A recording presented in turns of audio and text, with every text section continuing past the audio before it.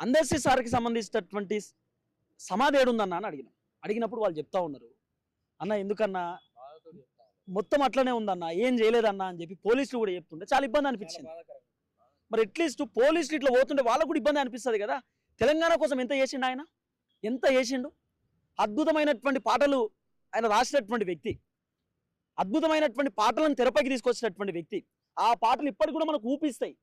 మన తెలంగాణ గీతం మనం వింటున్నప్పుడు, జయ జయ హే తెలంగాణ అని ఒకసారి వింటున్నప్పుడు మనకు గూస్ బంప్స్ వస్తాయి. అంత అద్భుతమైనటువంటి పాటలు. ముఖ్యమంత్రి రేవంత్ రెడ్డి పొద్దుగాల లేసి అసెంబ్లీలో అవే పాటలు పెడతారు, లేకపోతే మీరు ఏదైనా మీటింగ్లు పెడితే మీటింగ్లలో అదే పాటలు పెడతారు. మరి అన్ని పాటలు వింటున్నారు, మరి సార్ గుర్తుకొస్తలేడా అందర్సి సారు? ఏం చేసిరా? ఓ గేట్ చూడు, అటు గేట్ చూపి, ఆ గేటు ఆ లాక్ లేదు, ఏం లేదు, అట్లా పెట్టిరు అంతే. ఏదో తాత్కాలికంగా ఏదో వచ్చినాం, ఇదే స్మృతివనం అనుకోవాలి ఇక మనం అంతే. ఏం గౌరవం ఇచ్చారు సార్కి మీరు, ఏం మర్యాద ఇచ్చారు మీరు సార్కు? ఎంత అద్భుతమైనటువంటి వ్యక్తి ఆయన. ఆయన మాతో కలిసి పనిచేస్తా అని చెప్పిండు అని చెప్పి రేవంత్ అనే చెప్పిండు. మరి కలిసి పనిచేస్తా అని చెప్పినటువంటి సార్కి ఇదేనా మీరు గౌరవం ఇచ్చేది? ఇదేనా సార్కి మర్యాద ఇచ్చేది? జయ జయ తెలంగాణ పాటను మోడిఫికేషన్ చేసి పాడినప్పుడు సారు కన్నీళ్ళు పెట్టుకున్నాడు అన్న, బాధపడ్డాడు ఆయన.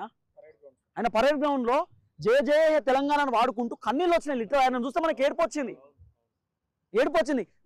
నేను వాడిన పాట ఈరోజు తెలంగాణ రాష్ట్రాన్ని అద్భుతంగా మార్చింది కదా, ఈరోజు తెలంగాణ గీతమైంది కదా నా పాట అని చెప్పి సార్ ఆ రోజు కళ్ళల్లో ఆనందం చూస్తుంటే చాలా మంచిగా అనిపించింది. ఏం చెప్పాలి ఈరోజు, ఏం మాట్లాడాలి? మాట్లాడుతుంటే కూడా గూస్ బంప్స్ వచ్చే పరిస్థితి ఆయన గురించి. అంత అద్భుతమైనటువంటి వ్యక్తి. మరి రేవంత్ అన్న ఏం చేసిండు? ఎందుకు చేస్తలేడు?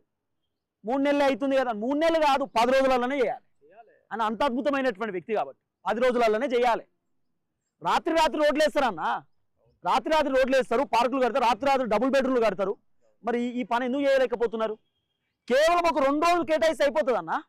2-3 రోజులు కేటాయిస్తే టక. సరే ఈ కంచెలు అట్లనే ఉంచండి, పోనీ మీకు గోడలు కట్టుడు ఇష్టం లేదు అనుకుందాం, గోరి కట్టియండి సార్కి, అందర్సి సార్కి గోరి కట్టియండి.